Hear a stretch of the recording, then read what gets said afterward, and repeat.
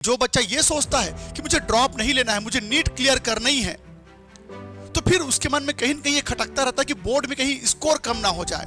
अब बुक को पढ़ोगे, अंडरलाइन करोगे, फिर उसे कॉपी में उतारोगे, उतना समय नहीं रहेगा आपके पास। ऐसा करने पर बोर्ड तो बहुत अच्छा हो जाएगा पर नीट नहीं निकाल पाओगे। तो हम जिन बच्चों को पढ़ा रहे हैं बोर्ड एग्जाम वालों को, हम इस बात को ध्यान में रख रहे हैं कि बच्चा शुरू के 4 महीने में नीट का सिलेबस कर ले। हेलो बच्चों, अगर आप क्लास 12th में हैं और साथ साथ नीट एग्जाम की तैयारी भी कर रहे हैं तो ये वीडियो आप लोगों के लिए ही है। एक बच्चा जो क्लास 12th में होता है उसके लिए क्लास 12th की तैयारी करते करते नीट एग्जाम की तैयारी करना आसान नहीं होता, पर यह असंभव भी नहीं है। लेकिन जब एक बच्चा क्लास 12th में होता है और वो नीट की तैयारी भी कर रहा होता है तो थोड़े समय के बाद उसका दिमाग थोड़ा सा पजल्ड होने लगता है। वो कंफ्यूज होने लगता है कि मुझे बोर्ड एग्जाम की तैयारी अब ज़्यादा बेहतर करनी चाहिए या नीट एग्जाम की, क्योंकि बोर्ड एग्जाम वो एग्जाम है जो एक ही बार मौका मिलता है देने के लिए। बच्चा सोचता है एक बार बोर्ड एग्जाम अच्छे से दे दूं, अच्छे परसेंट आ जाएं तो नीट एग्जाम की तैयारी शायद मैं ड्रॉप लेके भी कर सकता हूं।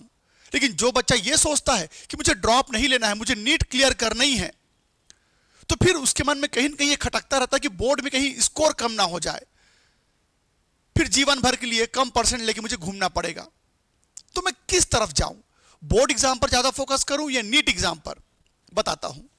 पहली बात तो ये बहुत कठिन डिसीजन है और बहुत ज्यादा तकलीफ देने वाला रास्ता है, क्योंकि जब हम स्कूल जाते हैं तो स्कूल का प्रेशर, स्कूल के असाइनमेंट, स्कूल का होमवर्क, फिर स्कूल में जो एग्जाम होगा उसको भी आपको प्रॉपर वे में देना होता है। फिर जब आप किसी कोचिंग को से जुड़ते हैं, वहां का असाइनमेंट, वहां का होमवर्क, वहां के टीचर्स का प्रेशर, नीट का प्रेशर आसान नहीं होगा। तो इसको मैनेज कैसे किया जाए? सर, स्कूल और नीट एग्जाम की तैयारी हम मैनेज नहीं कर पा रहे हैं, स्कूल को और कोचिंग को एक साथ मैनेज नहीं कर पा रहे हैं। तो यह तकलीफ सिर्फ आपके साथ नहीं है, बहुत सारे ऐसे बच्चे हैं जो 12th एग्जाम दे रहे हैं और नीट की तैयारी कर रहे हैं।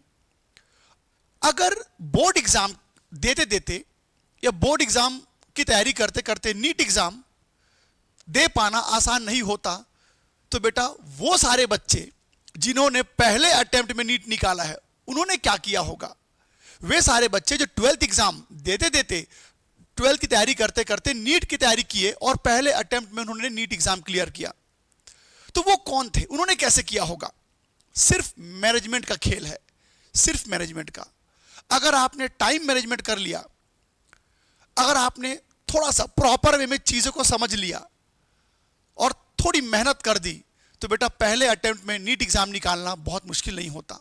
तो चलिए एक एक करके मैं आपको बताता हूं कि आखिर हमें क्या करना होता है स्कूल के साथ साथ कोचिंग को मैनेज करने के लिए, बोर्ड एग्जाम के साथ साथ नीट एग्जाम को भी हम कैसे सफलतापूर्वक पार कर सके। तो सबसे पहली बात तो यह कि जो बच्चा स्कूल जाता है, अगर हम बात करें टाइम मैनेजमेंट की, अगर हम बात करें बेटा टाइम मैनेजमेंट की, तो कितना समय लगता है?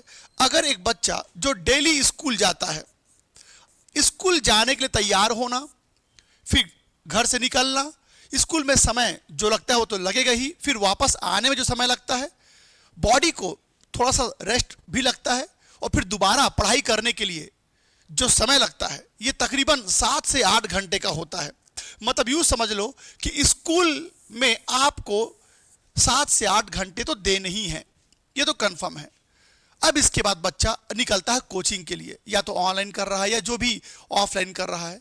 तो कोचिंग में भी कम से कम 3 सब्जेक्ट उसको पर डे पढ़ना पड़ता है, तो एवरेज 5 घंटा उसको कोचिंग में लग जाता है। उसको 5 घंटा जो है बेटा कोचिंग में लग जाता है, मतलब एवरेज 5 घंटा उसको कोचिंग में लग जाता है। उसके बाद रात का समय बचता है। रात के समय जो बच्चे स्कूल जाते हैं उनके लिए फिजिकली इतना सारा चीज करना आसान नहीं होता। रात होते होते शरीर थक जाता है, जवाब देने लगता है, कभी कभी पढ़ने का मन करता है, कभी पढ़ने का मन नहीं करता।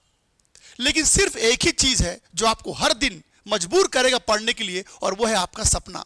अगर आपने सच में सपना देखा है पहले अटेम्प्ट में नीट निकालने का, तो फिर आप सो नहीं सकते। तकलीफ तो होगी आपके शरीर को, दिमाग को, पर अभी अगर आपने इस तकलीफ को झेल लिया, इतने सारे चीजों को, इतना सारा प्रेशर अगर आपने एब्जॉर्ब कर लिया, तो आगे आपके लिए ज्यादा आसान होगा। जो बच्चे शुरू में ही घबरा जाते हैं ना, वो जीवन भर घबराते रहते हैं। और अभी से अगर आपने आदत डाल लिया मैनेज करने के चीजों को, स्कूल को भी संभालना है, घर को भी संभालना है, कोचिंग को भी संभालना है, खुद को भी संभालना है, ये अगर अभी से आप सीख गए ना बेटा, फिर आपको कोई हिला नहीं सकता पूरे जीवन में। तो अभी से आपको आदत डालनी होगी। तो 5 घंटे कोचिंग करने के बाद कम से कम आपको 3 से 4 घंटे सेल्फ स्टडी के लिए चाहिए होता है। अब उस 4 से 5 घंटे में हमें स्कूल का काम भी करना होता है, कोचिंग का काम भी करना होता है, क्वेश्चंस बनाने होते हैं, प्रैक्टिस करना होता है, रिवीजन करना होता है। ये सब कैसे मैनेज करें, कैसे होगा? तो टाइम जितना लगना वो तो लगेगा ही लगेगा भाई। 7 से 8 घंटे स्कूल में लग जाते हैं, 5 घंटे आपको कोचिंग में लग जाएंगे एवरेज, और 3 से 4 घंटा आपको पढ़ना पड़ेगा। मतलब एक बच्चा जो सुबह 5 बजे उठा है, एक बच्चा जो सुबह 5 बजे उठा है, उसको बिना आराम किए समझ लीजिए रात के 12 तो बज ही जाते हैं, कभी कभी 1 भी बज जाता है। तो कितना समय मिला आराम करने के लिए? 4 घंटा, 5 घंटा। ये बहुत कठिन है, बहुत कठिन। सोच के ही ना शरीर कांप जाता है कि हम सिर्फ 4 घंटे सोएंगे, 5 घंटे सोएंगे। लेकिन जिन लोगों ने ना बेटा शॉर्ट पीरियड में तरक्की पाई है, उन्होंने इस सिनेरियो को फॉलो किया है, इस कठिन सिचुएशन को एडाप्ट किया है। अगर आप नहीं जग सकते 1 बजे तक, तो 12 बजे तक जगिए एटलीस्ट, पर 12 बजे तक तो पढ़ना ही पड़ेगा बेटा आपको। 12 बजे तक तो पढ़ना ही पड़ेगा न्यूनतम। तो ये तो हो गया टाइम वाली बात कि हाँ मुझे इतना इतना टाइम लगेगा। लेकिन सर अभी भी हम समझ नहीं पा रहे हैं कि पढ़े क्या और कैसे पढ़े। तो अब मैं आपको बताता हूं कि स्कूल और कोचिंग को कैसे मैनेज किया जाता है। ध्यान से सुनिएगा। सबसे पहली बात तो ये कि अगर आप बहुत ज्यादा नोट्स बनाने में अपना समय बिता रहे हैं, तो ये आपके लिए थोड़ा हानिकारक हो सकता है। जी हां, ये आपको अजीब लगेगा सुनने में। नोट्स बनाने में बहुत ज्यादा टाइम आप मत लगाइए, बहुत ज्यादा टाइम आप मत लगाइए। तो क्या करें? तो देखिए, करना यह है कि जब आप स्कूल जाते हैं, जब आप स्कूल जाते हैं तो स्कूल में तो टीचर आपको नोटबुक बनवाते ही है बेटा, है ना। आप कॉपी तो रेडी करते ही हो ना, नोट्स बनाते ही है ना। तो उसी नोट्स को बेहतर तरीके से बनाओ स्कूल में रहते रहते ही। कोशिश करो कि अगर समय मिल जाता है तो वही स्कूल में ही नोट्स को प्रॉपर वे में बनाओ, टीचर जो पढ़ा रहे उसको अच्छे से लिखो। और अगर हम कोचिंग की बात करें, अगर हम कोचिंग की बात करें तो कोचिंग के लिए सबसे अच्छा तरीका होता है बेटा कि आप लोगों को हमारे कोचिंग की तरफ से जो मॉड्यूल मिलता है, जो नोट्स मिलता है, उसको पढ़िए, सीधा सीधा उसको पढ़िए। बना बनाया नोट्स हमारे टीचर जो आपको दे रहे हैं, बना बनाया पीडीएफ जो हम आपको यहां से लिख के देते हैं, उसका बस यूज कीजिए। तो आप लिखने में बहुत टाइम वेस्ट करते हैं, मैंने देखा है 12वीं के बच्चे लिखने में बहुत टाइम वेस्ट करते हैं, पर कहेंगे कि सर लिखेंगे नहीं तो बोर्ड एग्जाम में कैसे परफॉर्म करेंगे, बोर्ड एग्जाम में कैसे परफॉर्म करेंगे। तो आप क्या करिए, सुनो, आप क्या करिए, आपके पास जो स्कूल का बुक होता है, आपके पास स्कूल का जो बुक होता है बेटा, उसमें अंडरलाइन करो, हर उस चीज को अंडरलाइन करो जो आपको लगता है कि ये मुझे एग्जाम में, बोर्ड एग्जाम में लिखना है। हर उस चीज को अंडरलाइन करो जो आपको लगता है कि मुझे बोर्ड एग्जाम में इसको लिखना है। तो अंडरलाइन करके भी पढ़ा जाता है। अब बुक को पढ़ोगे, अंडरलाइन करोगे, फिर उसे कॉपी में उतारोगे, उतना समय नहीं रहेगा आपके पास। ऐसा करने पर बोर्ड तो बहुत अच्छा हो जाएगा, पर नीट नहीं निकाल पाओगे। मैं आपको बोर्ड एग्जाम और नीट एग्जाम दोनों को एक साथ चलाने का तरीका बता रहा हूं, वरना आप कहेंगे सर बोर्ड एग्जाम में तो नोट्स बनाना जरूरी है। हाँ तो बनाइए, नोट्स बनाते रहो, दिन भर बैठ बैठ के लिखते रहो, सुंदर सुंदर राइटिंग में डिजाइन बना के, चित्र बना के, रंगीन रंगीन पेन यूज करके करते रहो, निकल गया टाइम। तो ऐसे में नीट एग्जाम नहीं निकलेगा। तो मैं सिर्फ ये बता रहा हूं कि बोर्ड एग्जाम के साथ साथ नीट एग्जाम को कैसे संभाला जाता है। तो बुक में अंडरलाइन करो, बुक में जो कुछ भी आपको लगता है कि मुझे इसको बोर्ड एग्जाम में लिखना है, परिभाषा अंडरलाइन कर लिए, फॉर्मूला अंडरलाइन कर लिए, यहां पर कोई चित्र बना है उसको अच्छे से याद कर लिए, तो बुक से ही डायरेक्ट याद करना सीखो तो समय बचेगा। बुक से ही सीधा अंडरलाइन करके पढ़ना सीखो। लेकिन आपकी तैयारी अच्छी हुई है कि नहीं, वो कैसे पता चलेगा? तो सबसे इंपॉर्टेंट है बेटा टेस्ट, सबसे इंपॉर्टेंट है एग्जाम। स्कूल में जब भी कोई टेस्ट होता है, एग्जाम होता है, उसमें आप अपीयर होइए, तभी आपको पता चलेगा आपने कितना लिखा है, उतना पर्याप्त है कि और लिखना पड़ेगा। कई बच्चे क्या करते हैं, अरे मतलब अलग ही रोल में रहते हैं, हम तो नीट एग्जाम की तैयारी कर रहे हैं, बोर्ड एग्जाम को हम नहीं पढ़ते। स्कूल में अलग ही रोल चल रहा होता है, हम तो बोर्ड एग्जाम, मैंने बहुत बच्चों को देखा, हम तो बोर्ड एग्जाम के बारे में ध्यान नहीं देते, तो हम कर लेंगे, और वो नीट की तैयारी कर रहे हैं और बोर्ड में बहुत ज्यादा स्कोर उनका डाउन हो जाता है। तो न्यूनतम बेटा, एकदम न्यूनतम 60% तो आ ही जाता है बोर्ड एग्जाम में। आप उसको आगे बढ़ाइए, कम से कम 80% के बारे में सोचिए मिनिमम, तब तो मजा आएगा। तो आप नोट्स में ज्यादा टाइम वेस्ट मत कीजिए। अगर नीट भी साथ साथ पढ़ना चाहते हो तो पुस्तक से पढ़ना सीखो, बुक से पढ़ना सीखो। और हाँ, एग्जाम बार बार देना, ये मत समझना कि मैं तो नीट की तैयारी कर रहा हूं, स्कूल के एग्जाम से मुझे क्या मिलेगा, नहीं दूंगा एग्जाम, ऐसा मत करना। स्कूल के एग्जाम देना बहुत जरूरी है, चाहे अर्धवार्षिक हो, चाहे टेस्ट हो, चाहे प्री बोर्ड हो, आपको देना पड़ेगा। तो स्कूल के एग्जाम बहुत इंपॉर्टेंट रोल प्ले करेंगे। तो नोट्स बनाने में समय व्यर्थ ना करें, बुक में अंडरलाइन करें और पढ़ें। कोचिंग के केस में आपको जो नोट्स मिला है हमारे टीम की तरफ से, उस नोट्स को लीजिए और उसी में डायरेक्ट पढ़ना चालू कर दो। और टीचर जो आपको यहां पर ट्रिक्स बताता है, जो एक्स्ट्रा टॉपिक बताता है, एक्स्ट्रा कंटेंट बताता है, उसको बस आपको नोट करना है बेटा, उसको बस आपको नोट बनना है और ढेर सारे क्वेश्चंस बनाने हैं। नीट मतलब क्या होता है बेटा, क्वेश्चंस।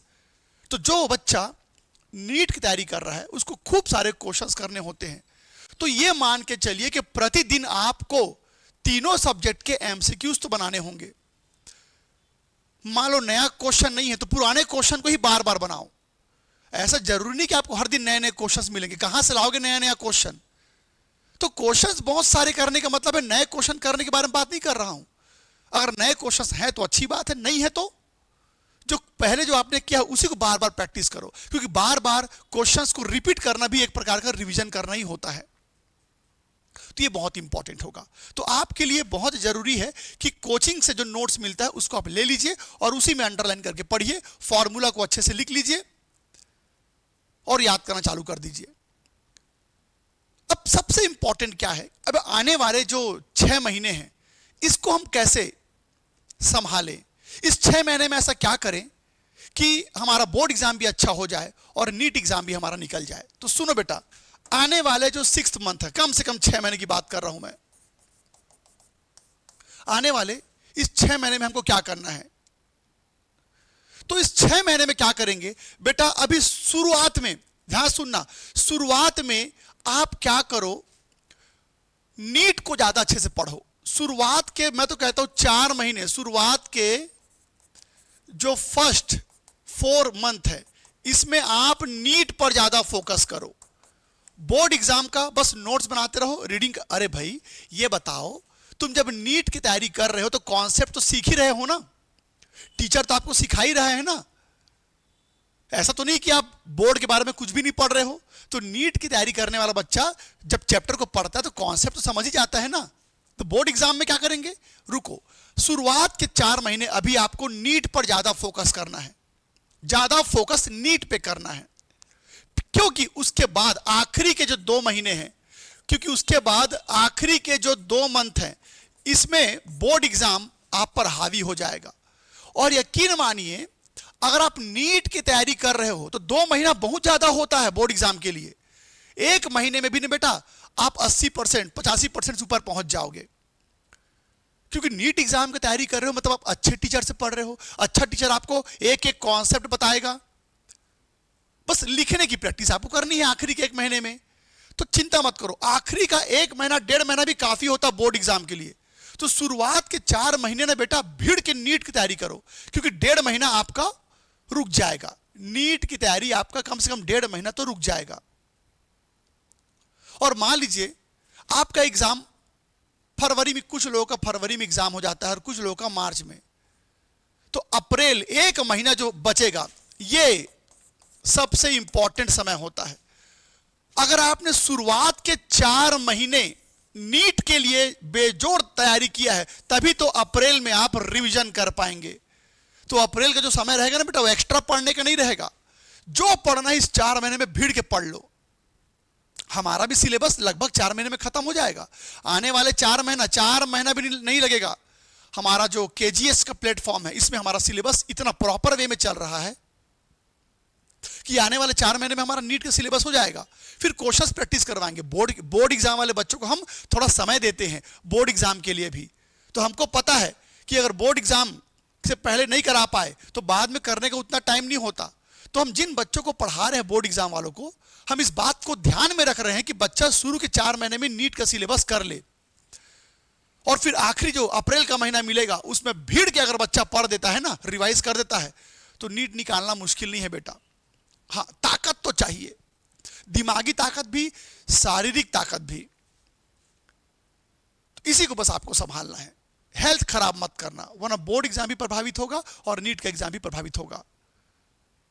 तो बस आपको क्या करना है, स्कूल की तरफ से प्रेशर तो मिलेगा, बिल्कुल मिलेगा भाई। स्कूल वाले चाहेंगे ना भाई स्कूल का नाम हो, स्कूल वाले तो चाहेंगे ना भाई स्कूल का अच्छा स्कोर हो, तब तो जिले में, शहर में नाम होता है किसी स्कूल का। हालांकि आप नीट एग्जाम निकालेंगे तो उनका नाम और ऊंचा हो जाएगा, लेकिन स्कूल पहले प्राथमिकता देता है बोर्ड एग्जाम को, तो उनको भी निराश नहीं करना है।